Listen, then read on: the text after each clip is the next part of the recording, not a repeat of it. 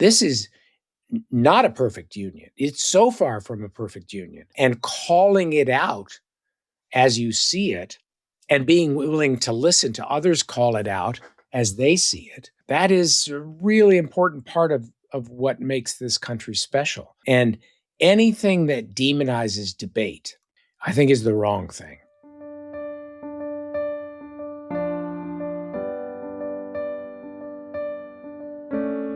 Today, we are wishing a very happy birthday to the United States of America. 250 years after the Declaration of Independence, we still hold these truths to be self-evident that all men are created equal, that they are endowed by their Creator with certain unalienable rights, life, liberty, and the pursuit of happiness. What better way to celebrate than to look back at some of the great leaders of our country? 3 great leaders have addressed the H.E. Butt Foundation audiences between 1974 and 1978. 2 of them, Jimmy Carter and Ronald Reagan, would go on to become presidents of the United States. And a third, Gerald Ford, had already been president. They were speaking to similar audiences, Christian leaders concerned about the integration of faith and work. From the H.E. Butt Foundation, I'm Marcus Goodyear, and this is the Echoes Podcast. On today's episode, we're joined by Rome Hartman. He is a journalist with multiple Emmy Awards from his 23 years at 60 Minutes, plus his time as a producer at NBC, BBC, and CBS Evening News. He's also moderated Laity Leadership Institutes for the H.E. Butt Foundation around the country. Today, we're celebrating our country with a conversation about faith, leadership, and power. I'm here with my co-host, Camille Hall-Ortega. Hi, Camille.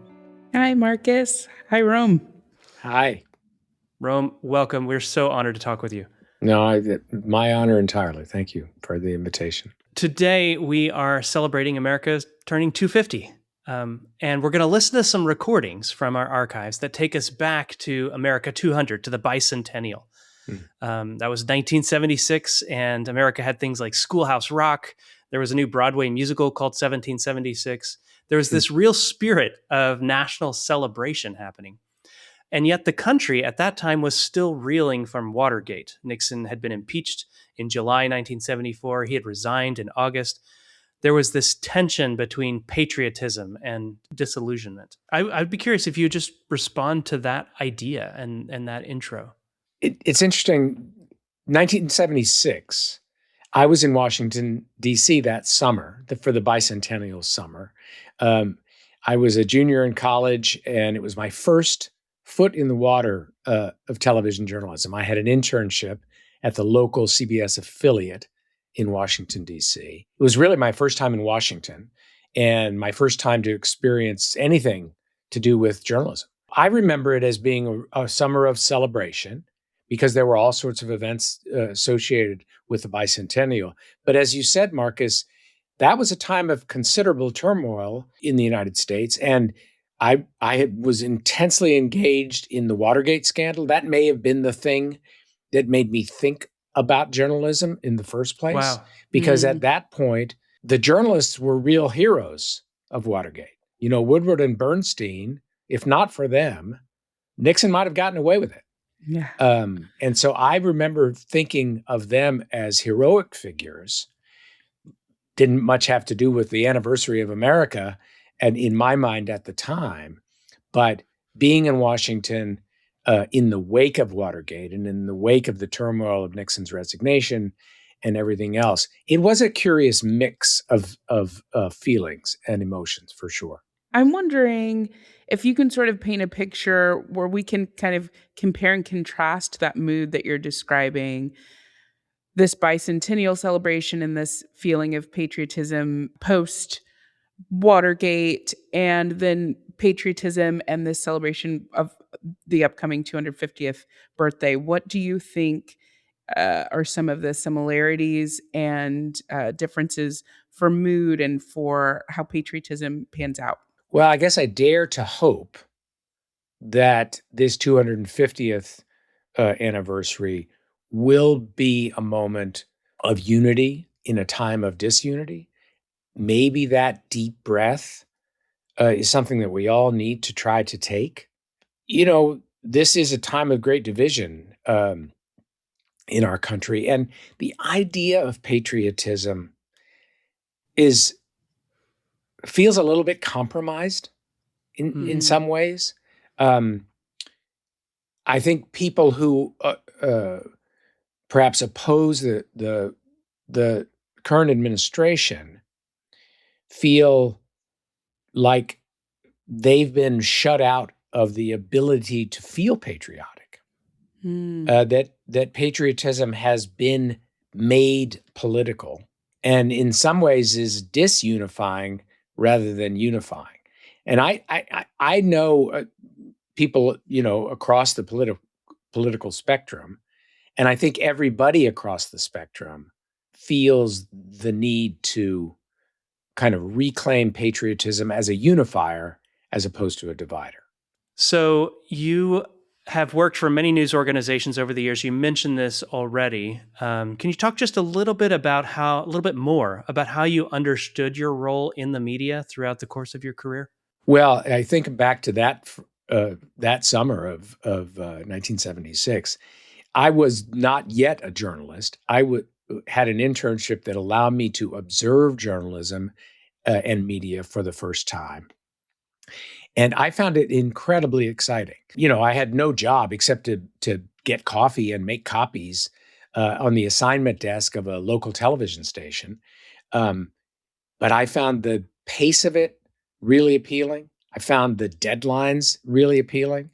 And the idea that we made something every single day. We made it a product every day. And then and we made it as good as we could make it by the time 6 o'clock rolled around. That was when the local news started at the time. And then the next day we came back and tried to make it another product and then do it a little better than the day before. So I found the rhythm and the pace and the deadlines most appealing at the beginning. And then I worked in a bunch of different jobs, as you said, 3 jobs in local television, was hired by CBS in 1983, came back to Washington in 1986. And that's when I became the White House producer. So my role has been, I've done a bunch of different jobs in a bunch of different places, as you said. The larger role of the media, Lord, over the course of my career, the only thing that has been constant is constant change.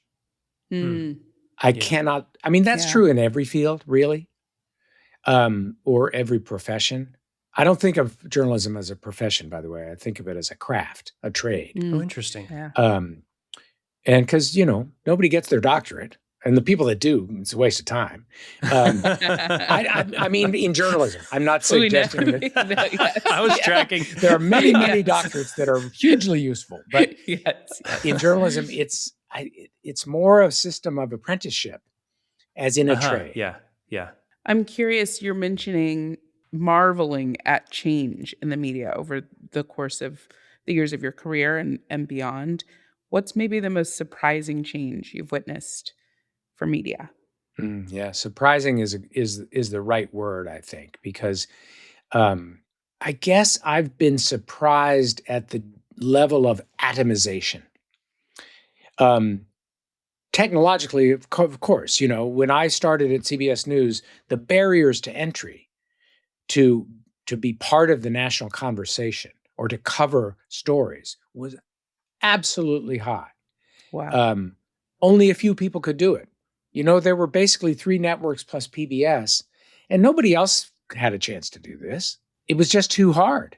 There were the channels of distribution were very few and far between, and quite tightly controlled by the people that wanted to hold it that way. Today, anybody with a laptop and a microphone can have a voice. Here we are, right? Yeah, here we are. Yes. But you know what I mean? It's the atomization in many ways is a wonderful thing. Sure. Yeah, I think it probably goes without saying that there's an endless list of pros and also cons there, that we've got folks with a seat at the table that may have never had a seat at the table. And we've got some voices that maybe are just noise. Yeah. And in some ways, I think of it as an age of new yellow journalism, where people are kind of chasing the angriest voices, the most interesting voices, whether there's truth there or not. But in talking about all of this change, I think about the way the presidency has changed, or I think about our relationship to the presidency changing and the relationship between the presidency and the changes in technology. And I wonder, how do you think about the president as a role in its relationship to all of these things? Well, it depends on the president, I think. Yeah. I mean, And the office. in some ways, the evolution of that office, or the way that in which that office is used, mirrors the changes in technology and in media quite well. I mean, you have to go back to Roosevelt to think of the first president who really took advantage of technology. Hmm. You know, Roosevelt's fireside chats were revolutionary, Yeah. and in a way gave him the opportunity to speak directly to the public with no filter in between. Now, presidents always had that power, but he figured out that radio could be a medium that allowed him to speak directly to the population. Every president since has done that to one degree or another. I remember Reagan. I think it was Reagan that started the weekly Saturday radio address, which harkened back a little bit to what Roosevelt had done. I don't think they do that anymore, and I'm not quite sure when it stopped, but those Saturday morning radio addresses, I don't know if they were little short things. They were like 5 minutes long. They were not much longer than Howard Butt's bits on the radio. Yeah. But I thought they were interesting, and Reagan's in particular. You know, he paid attention to it, and he cared about it. I think partly because he had worked on the radio at the very beginning of his career. I have a story to tell about the one time that I was there when he was recording. The way it used to work is that the president, and Reagan was the president I was covering, would record, or maybe it was broadcast live, the Saturday radio address on Saturday morning, and a network from the pool of the three networks at the time, we had to provide the radio technician and then an editorial body to go physically to where the president was going to give the radio address. That was the way it worked. That was the rules under which we all operated. And so it was CBS's turn to do the Saturday radio address. And the radio technician was a guy named John Daly, and I was the editorial body. I had no real role except to stand there. We took this very perilous drive up to Rancho del Cielo, which was Reagan's ranch up in the Simi Valley in California. Very remote. He got there by helicopter, of course. We had to go up in a Jeep, and it was a terrifying drive. So we get there. Reagan ambled out of the house and said, "Oh, good morning, good morning, good morning." He had really had no idea who any of us were. But the only other person besides Secret Service that was there was an assistant press secretary who worked for Reagan. So we all are up there. It happened to be a time that the president had done what was called a reflagging operation. Talk about how nothing has changed and everything has changed. This was in the Straits of Hormuz. Iran had laid mines. This was 86 or 7, I guess. And President Reagan had reflagged all the tankers to make them American flag tankers, to declare that an attack on any of those tankers would be an attack on the United States. And they were lining up convoys of them, and American Navy ships, minesweepers and others, were leading the convoys up and down through the Straits of Hormuz. Wow. Sound familiar? Yeah. But that's not what the radio address was about. It's just that the president came out and he said, "Oh, good morning, everyone." He said, "I haven't had a chance to look at my security briefing yet this morning. Did the convoy that was headed up through the strait make it okay?" And I look at the assistant press secretary, who has a look of absolute panic on his face, because he didn't know. I had done my job, and I had read the wires that morning, and I knew that the thing had made it safely up through the Strait of Hormuz. And so I said, "Yes, Mr. President, the convoy came through. There were no complications. And he goes, oh, that's wonderful. And then he sat down to do the radio address. And I thought, I've said ever since that for 30 seconds, I was the national security advisor. If I had told him, no, sir, there was a terrible thing, God knows what he might have done. But anyway, he came out, he delivered the radio address, he said goodbye to us, and we came back down the mountain. I mean, it's a good reminder that at the end of the day, we put each other on pedestals. We think of these positions as institutions, but they're filled with people. Yeah, absolutely. And they're operated by people. And it's just people 100%. asking questions of other people who are either reading what they need to read and preparing what they need to prepare or not. I would love right now to transition to some actual audio from presidents, since we're talking about these radio addresses. We're going to listen to 3 audio clips today, which is unusual for us. All 3 of these are from the H.E. Butt Foundation archives, and they are recordings from the period of 1974 to 1978. So the first 2 are 74, the last one is 78. And it's worth noting that these are politicians speaking, but they're not giving political speeches exactly. They're not on the campaign trail. These are political people who are speaking about their faith to other people of faith. And the foundation event at that time was called the Layman's Leadership Institutes. They wrapped up in the mid-70s and then culminated in something called the Congress of the Laity in 1978. Each of the 3 presidents we're going to hear, Carter, Reagan, and Ford, they are talking about their faith in pretty intimate ways, surprising ways.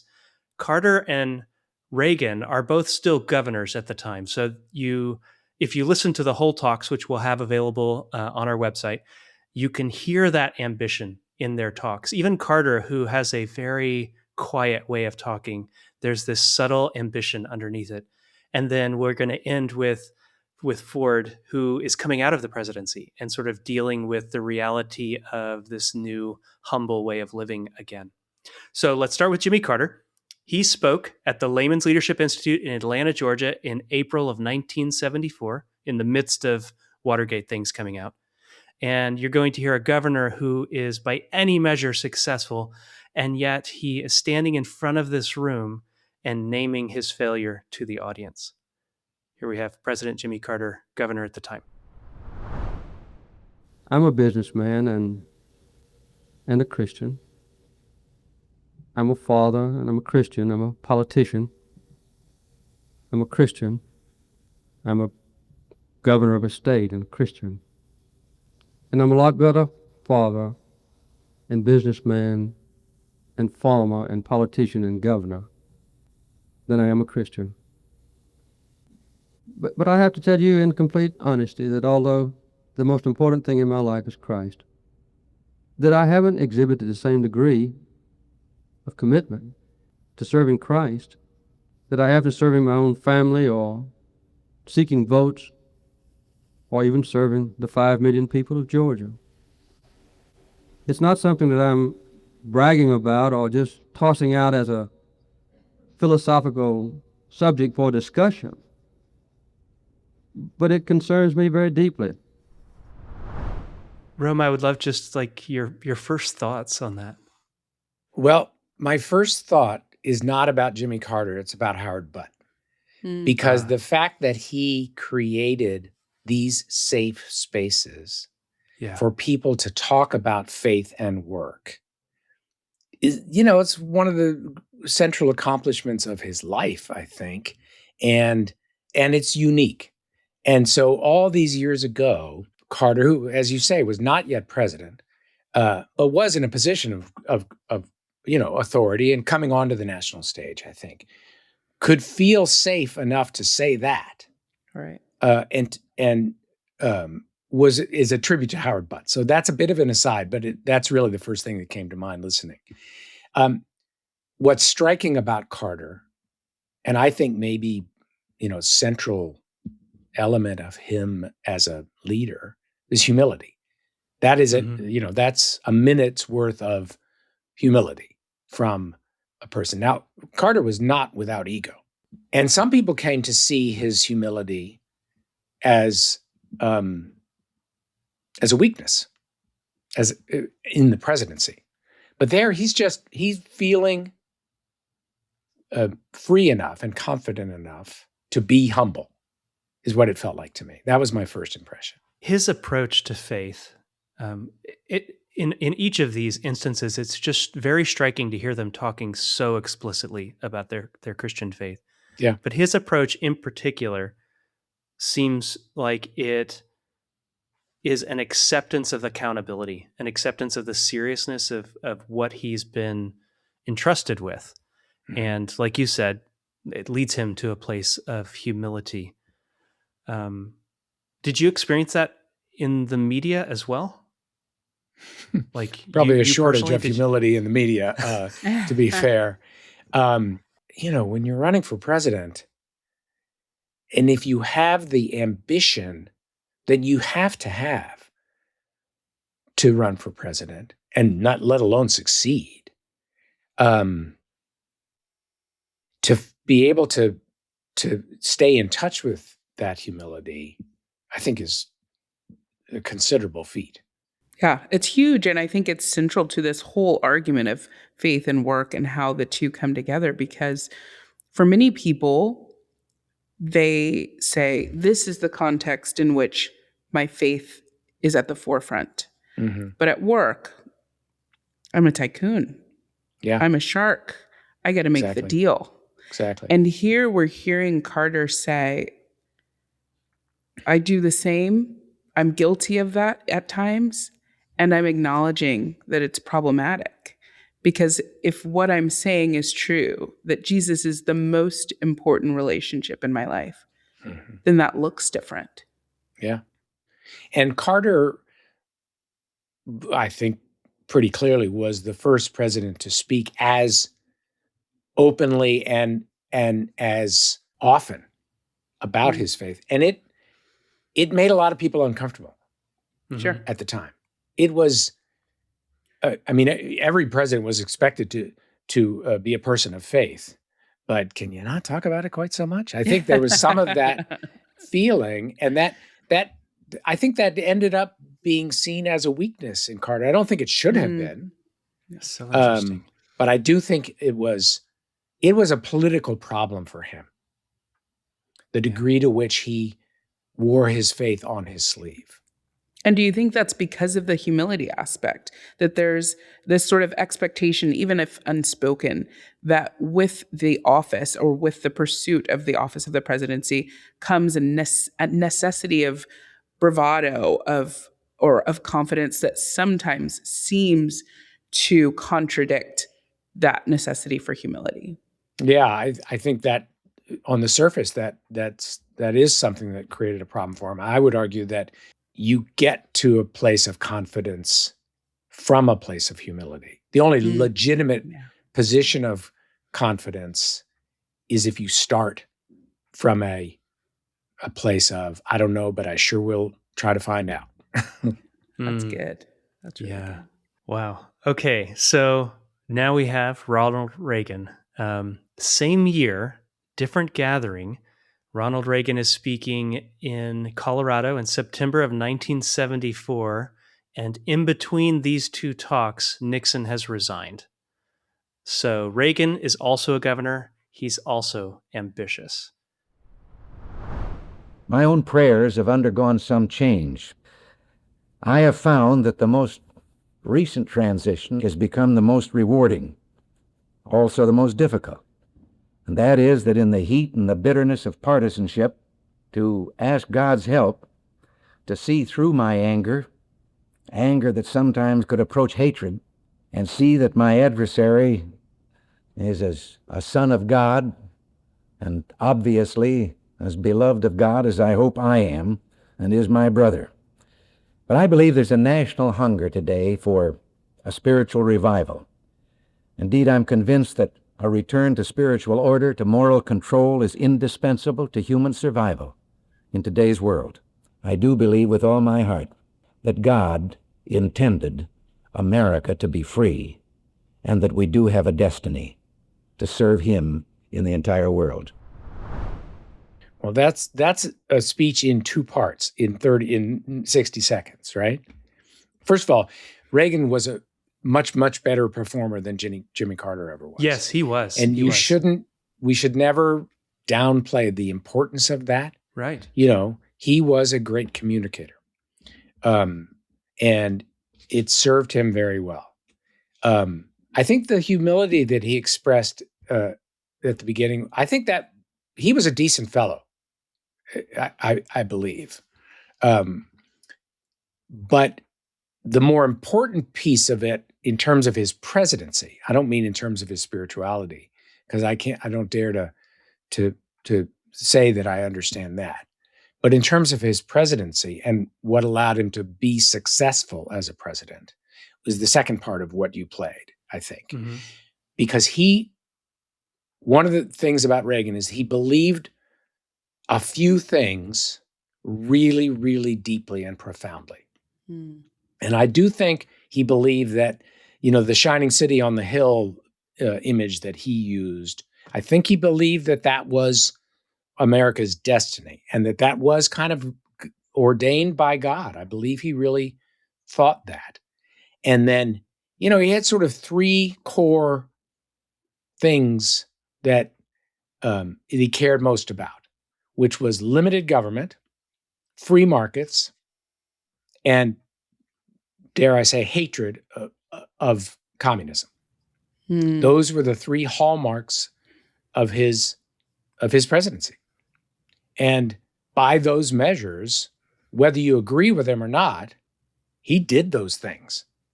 Yeah. What he didn't use political terms or terms of goal, but I do think he thought that America's destiny was in his hands in some ways. Not such a the first half of that was really humble and the second part was not. That's the thing that struck me most. It sounded more like a politician in the end there, right? That it's this message about, it's humility. We're seeing the humility there, but then also this turn to, we can do this, America. This is how I believe we should look, we can look. This is our goal, onward. Listen, he was a very controversial president for all of his term. This is not a guy that was universally admired by the entire American public. I mean, there's never been a president that's had that kind of mantle. But he did display, some of this was performative, but I think it was also pretty deeply held, an optimism about America. Yeah. That even people that didn't quite buy this God ordained America to do these things and to be this place, even people that didn't believe that were sometimes drawn in by his optimism. Because I do think optimism is a pretty central, you talk about the founding fathers. That is the spirit of, if they didn't have a spirit of optimism, they never would have done what they did. And Reagan channeled that for a lot of people, I think. Yeah, we're going to post the full speeches on our website, and if you listen to these, you'll hear a lot of tension inside Reagan's speech. I think more so than the other two, it's uncomfortable to listen to the whole thing because he's coming from such a different place, at least from where I am personally, and part of that is he starts with this. You mentioned the hatred toward communism. And you may be right, Rome, but when I heard that, I thought he was talking about American partisan politics and feeling hatred toward his partisan opposite in America. But you may be right that he's talking about communism. I don't know. Well, I don't know if he's talking about communism. I do know that was one of the central tenets of his presidency. And this is before he had even run for president. So right. I didn't mean to suggest that he's talking about communism there. And, there were things that Reagan did that were very divisive. He is remembered as a unifier, but he shouldn't be only remembered that way, I think. This is the guy that demonized what he called welfare queens. That was there were divisive elements in his politics for sure. Yeah. Even though he starts in a similar place to Carter by essentially a kind of confession, he quickly it's we've condensed it a little bit in the clip you heard, but he quickly turns it to, from this place of humility and confession, I still believe this thing. I'm still going to fight for this thing, like you said. And in a sense, his faith quickly moves from his identity to, so now I know how to diagnose the problem with the world. Now I know how to prioritize what we have to fix. And I'm curious how you see that in Reagan, how you see that in other presidents, perhaps, how you see that in yourself. Well, I think humility is the key to being effective. I think religion, which is not the same thing as faith necessarily, but religion got a bad name in the political arena by asserting certitude when at least, in my theology, humility and mystery and understanding all that we don't know and can't claim is the approach that I try to take. But we see so often, and not just now, but certainly elements of it now, is like, this is the way it is, and if you don't believe this, you don't belong. You don't have a seat at the table. So I think expressions of faith that demonstrate humility in the end are much more effective, even if in the short term and tactically, people are wielding faith as a weapon in the current political climate.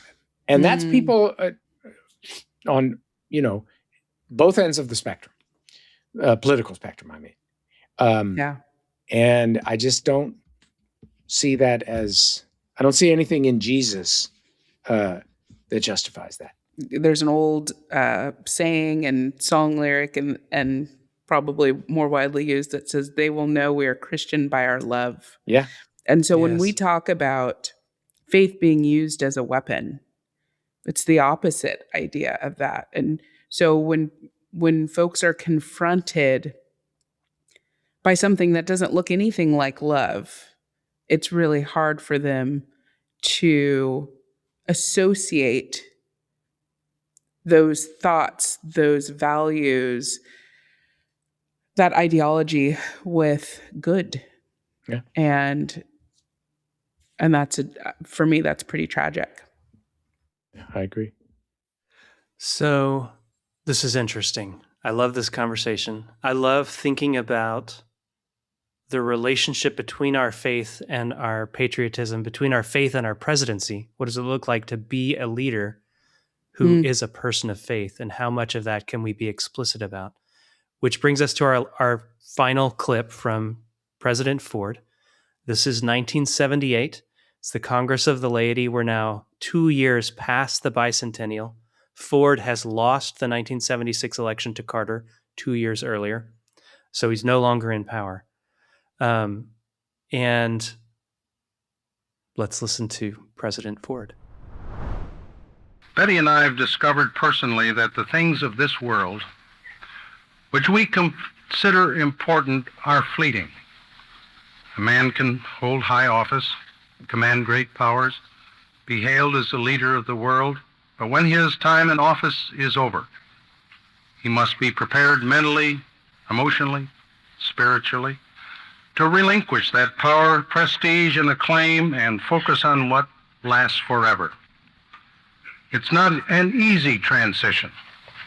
Obedience to the call of discipleship requires that we, to whom much, much is given, concern ourselves with justice and practical service. On both the right and the left of our political spectrum, there is now, as I perceive it, a growing sense that the major issues of our time, human freedom, peace, economic progress, and the opportunity for personal fulfillment, all involve personal morality. Well, losing the presidency, whether you leave in defeat after having been lost an election, or you leave because you're term limited, I think has to be probably one of the hardest things, one of the hardest transitions that anybody has to make. Now, Ford's presidency was atypical, of course. He was never elected president. He came at a moment of absolute crisis, and I think he did serve to. I mean, the pardon of Nixon was obviously very, very controversial, but overall, Ford calmed us all down and made us think, okay, maybe going to get through this. But when he was defeated in 1976, talk about a humbling experience. It's about as humbling as it gets. And one day, the world almost literally revolves around you. And the next day, you got to take out the trash because nobody there to do it anymore for you. I think there's a lesson in that, and it'd be interesting. I bet you there have been books written, although I don't know of one, about that transition and which presidents handled it well and which presidents handled it poorly.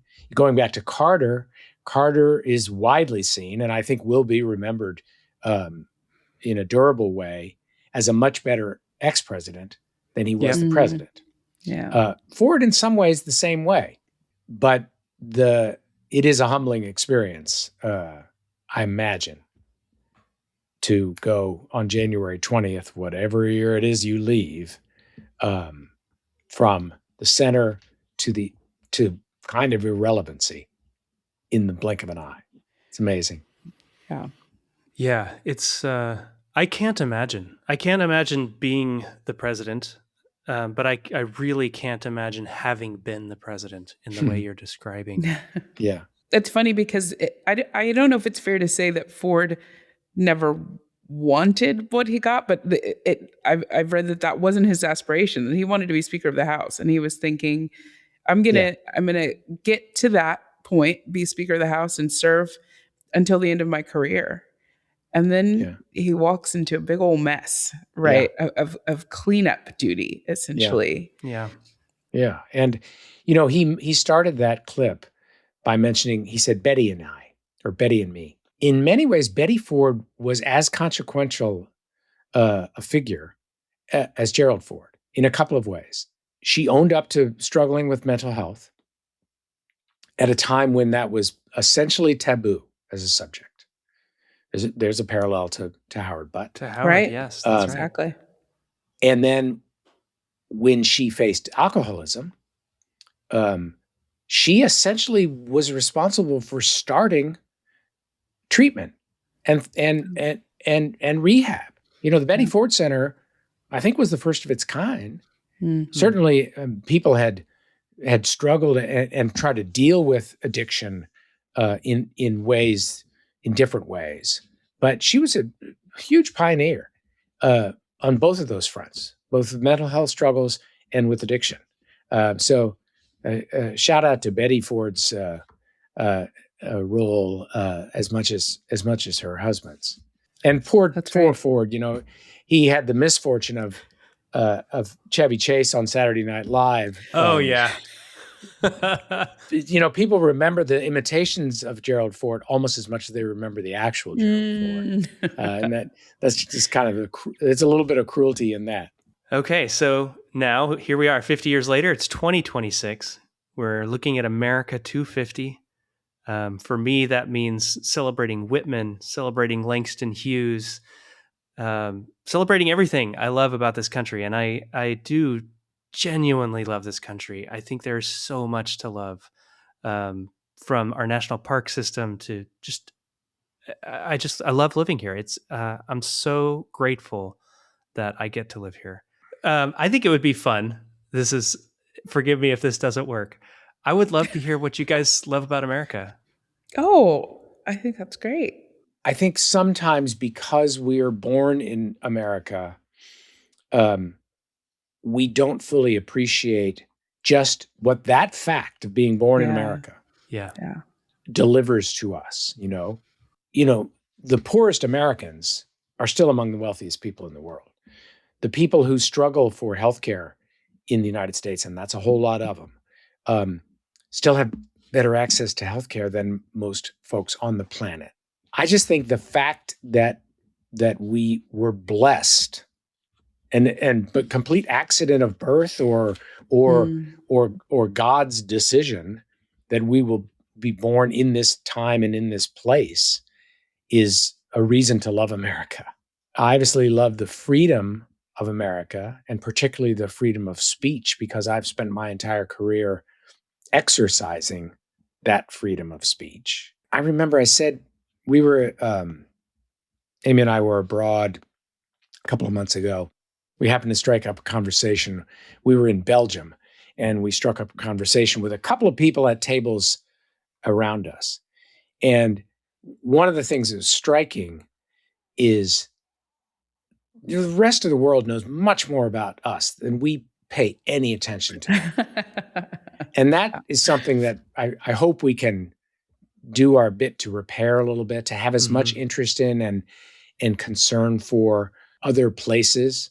It's easy to be self-centered if you're an American, but it's also a time, if you're an American traveling abroad, you're going to get some interesting questions from people about the state of this country. Because a lot of people around the world kind of scratch their heads and wonder what the heck is happening here. And I said to the people at the next table, I said, I'm really proud to be an American.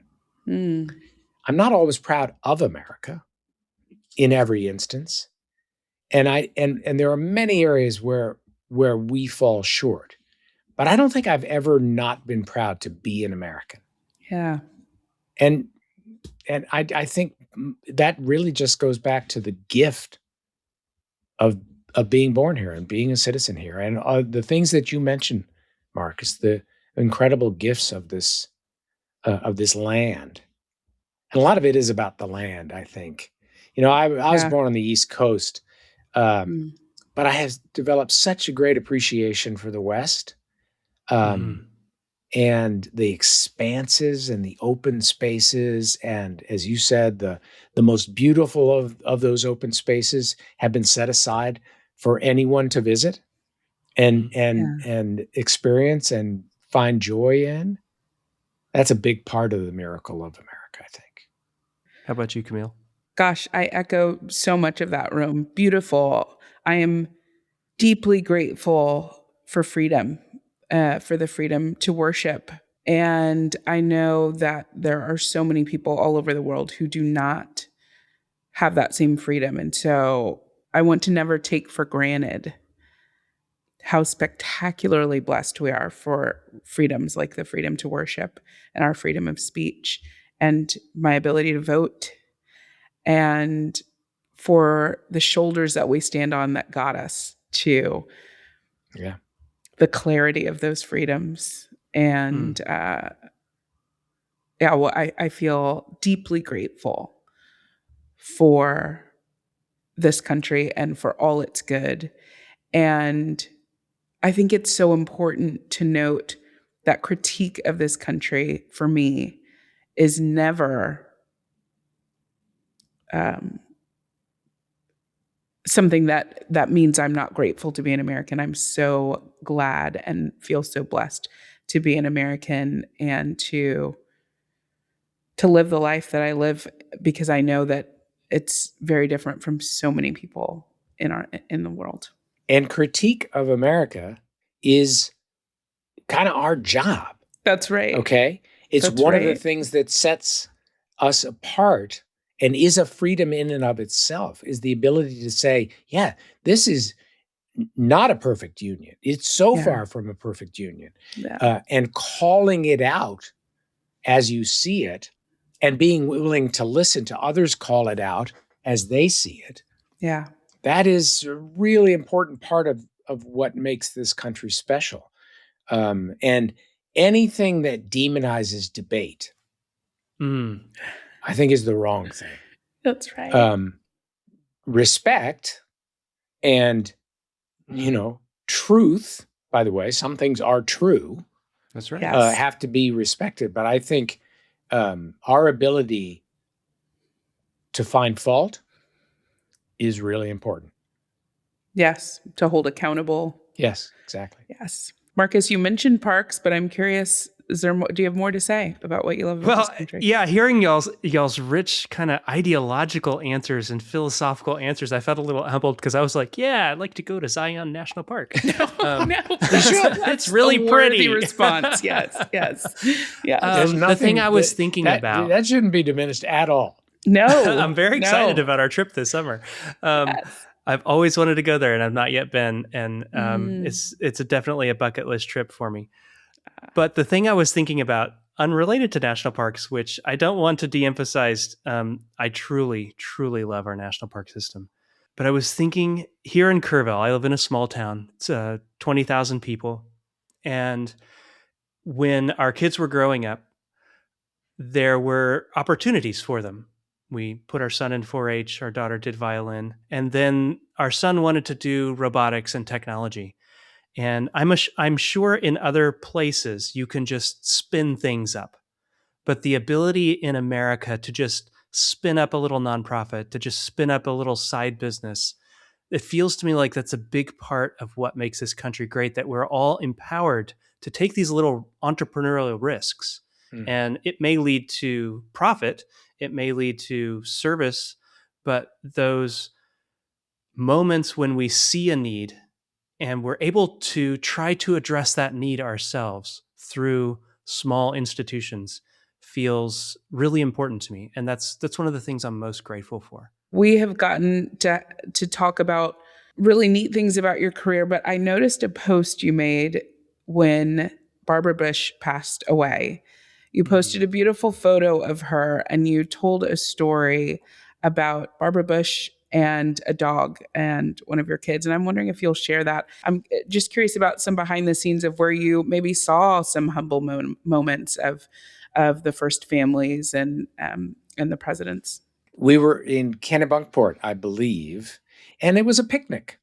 And Barbara Bush brought their little dog. It was like a King Charles Spaniel, I think, maybe. Oh, sure. Yes. And I've forgotten the name of the dog. But RJ just wanted to pet the dog, as any kid would do. Love it. And so off he went. And Barbara Bush was really kind and gracious to him in that way. It was a tiny little moment, sure, not memorable at all. That's one of the things that's interesting about the presidents and their and first ladies, is that they have thousands of these moments, most of which can't be memorable to them. They don't, you don't have room in your brain or your heart for those kinds of things. But each of those moments means so much to the people with whom they interact, because, hey, that's the president. That's the first lady. It's a wonderful thing to think about how they handle those kinds of things. Reagan had a very nice touch himself in that way. We have a picture that we will always treasure of RJ in my wife Amy's arms, and it was at a press picnic that the Reagans did in Santa Barbara each year. And Reagan's just reaching out and I think sort of tickling RJ's chin. Oh.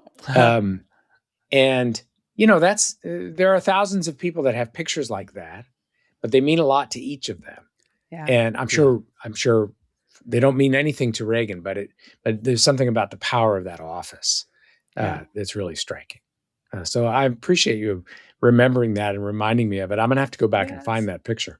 Yes. Well, thank you for sharing. Yeah. Yeah. I have one more question. I think we could end there, but I have one more question, and that is... And you may very well end there. We may, that's right. In the edit. So much of what you dealt with is breaking news and covering the news of the day and reading the news in the morning so that you can report it out. And we're talking about the past. And I wonder, is that important? Or why are conversations like this important? Everybody has an opportunity to reflect on their life, on their career, on their faith, and how they've lived their faith and how they've failed in their faith over their lives. I think it's really important to step back and don't wait until the end of your career. I retired a year ago, and it's not as if the first time I thought back on or reflected on or tried to learn from things that had happened over the course of my career happened when I retired. That would be that'd be a mess if you did that. I think it's important for us to reflect on the meaning of events looking back, whether it's in the immediate term. You've probably had days like this where you wake up in the morning and you think, what happened yesterday was terrible. Or what happened yesterday was wonderful. What did I learn? I think we should all be doing that at every step along. Now, the benefit of time, Marcus, and benefit of looking back to these wonderful clips from 50 years ago, is that time changes your perspective and hopefully broadens your perspective or makes you more mature. I certainly hope that I have more maturity now than I did when I was, chasing Ronald Reagan around all those years ago. And I think to stepping back at each point with humility, again, here we get back to humility, and saying, what did I learn, or what could I have learned? What should I have learned? What should I have done differently? Not in a kind of coulda, woulda, shoulda way, but just in a way that hopefully will inform our path going forward. That's the value of reflection, I think, or echoes of the past. Oh, very nice. good. Way to bring it home. Yes. All right. Rome, thank you so much for your time. Thank you. This I'm has grateful been for the delightful. invitation and gratified by the conversation. A treat for us. We're grateful. Thank you. Me too. The Echoes podcast is written and produced by Camille Hall-Ortega, Rob Stennett, and me, Marcus Goodyear. It's edited by Rob Stennett and Kim Stone. Our executive producers are Patton Dodd and David Rogers. Our original music is by Johnny Rogers. Special thanks to our guest today, Rome Hartman. Rome, do you subscribe to Echoes Magazine? I do, and gratefully.